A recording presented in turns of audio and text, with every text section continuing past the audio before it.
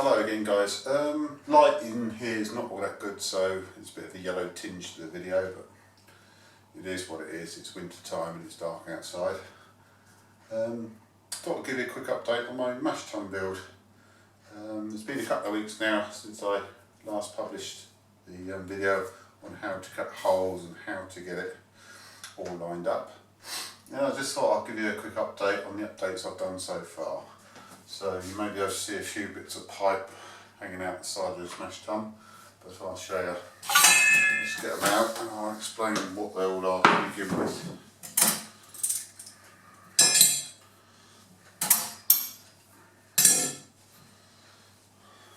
Right, first up, get a tight fit. The mash tun itself, as you can see in there, it's now got the bottom drain and everything is wort tight, and there's a side tap on there with a triclover fitting on it. So that's the mash tun build itself. Now, as I've mentioned in other videos, this one's got a copper coil all the way around in between the two layers of stainless steel pot, so I can pump cold or hot water around it if I so wish. The original design was for a fermentation vessel. I've now changed it to a mash tun. Next up is one of these. Now, you might have already seen one of these. It's a Blickman button louver. I like the idea of slots in a false bottom. Less likelihood of getting stuck mash. That's the underside of it. That's the top side of it. So what I've done to this is, because these are designed to fit in a Blickman boiler, first of all I've put a pull ring on it so it's nice and easy to get in and out of the mash tun.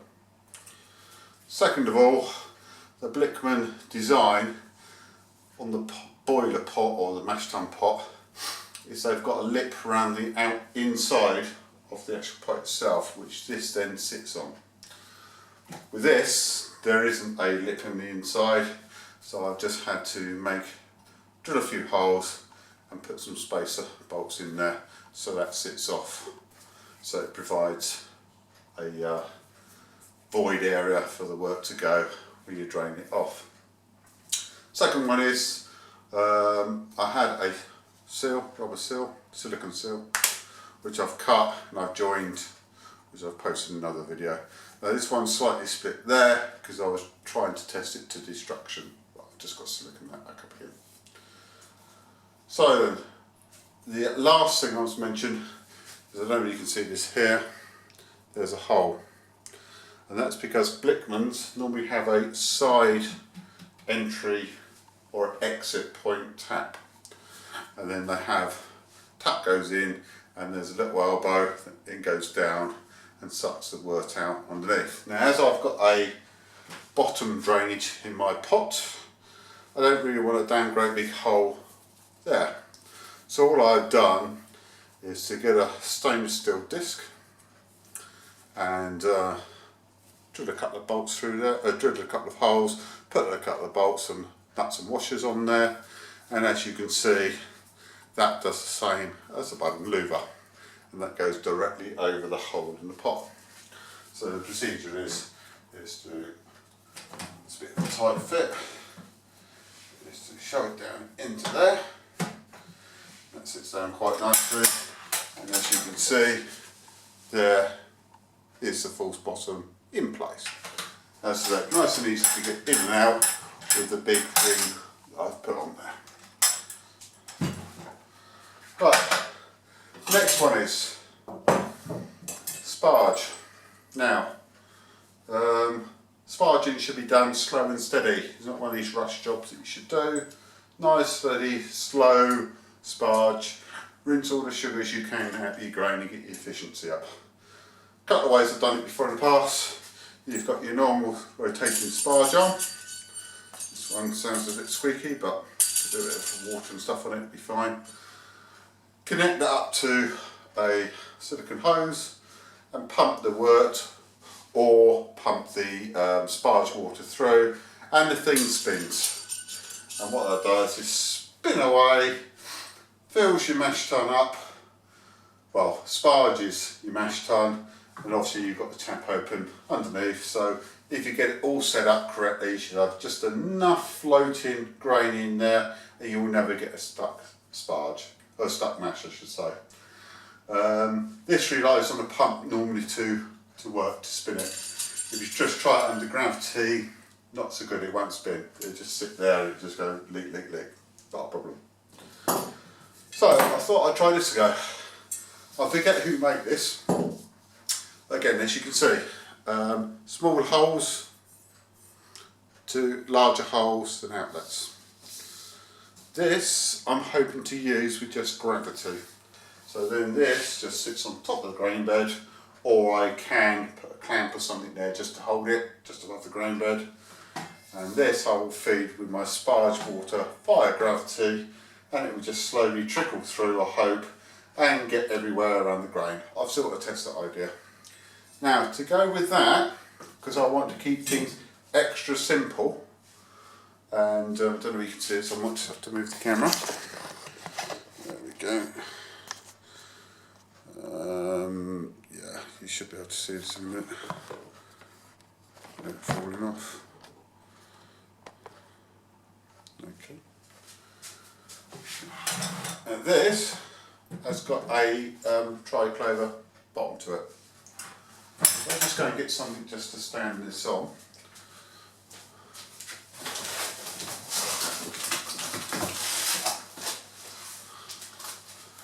I'll just stand it on this so you can see it in operation.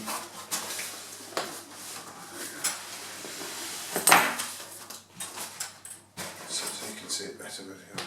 There's your triclover thing. Now this sparge arm, otherwise known as a Valentine's arm, it's a Valentine's arm really. This, I don't know whether you're used to these things, I've seen them before in the past, but the idea is this will clamp onto there. So that's a simple case of silicone washer.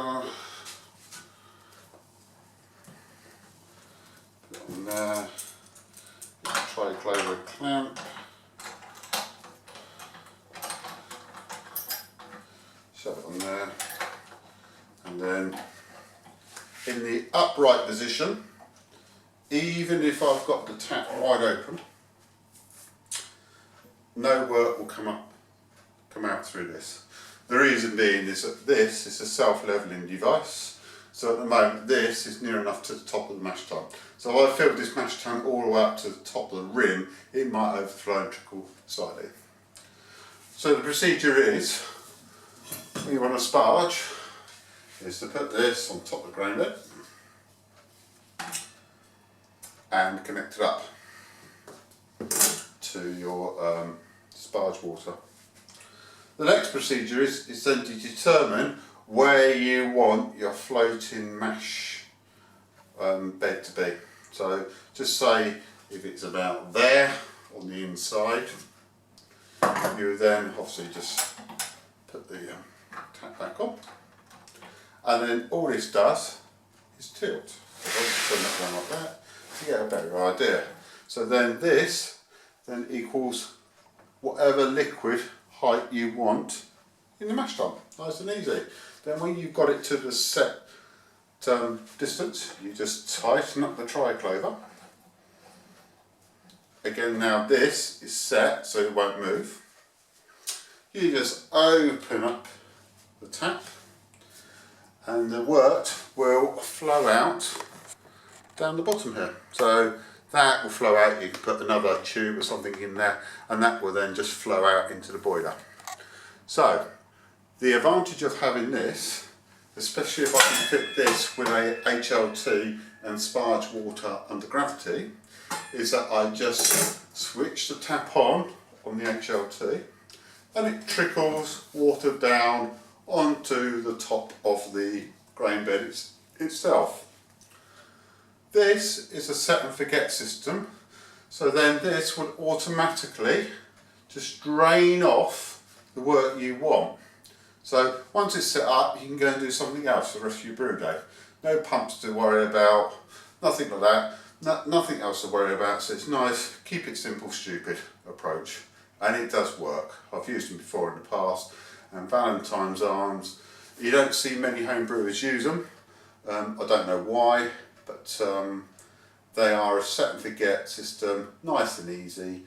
One of the things that concerned me with the, I've got a grainfather, and the trouble with the grainfather, you lift the whole malt tube out, and then you suspend it up in the air, then you try and sparge and everything's compacting and stuff, and you're not too sure whether it's channeling or whether you're rinsing out all the sugars. With this, if you take your time, you should get a very, very high efficiency. So I'll just move you around now with the camera, just so you can see the actual setup itself. So there is the sparge arm, and there it is hanging like that. And then if we had grain and stuff in here, that would be slowly sparging away. Nice button louver in there, not going to get stuck mash, and you're going to get very good efficiency. So that's about it for the mash tun build. I will show you it in anger when I next do a mash. But until next time, happy brewing. See you later.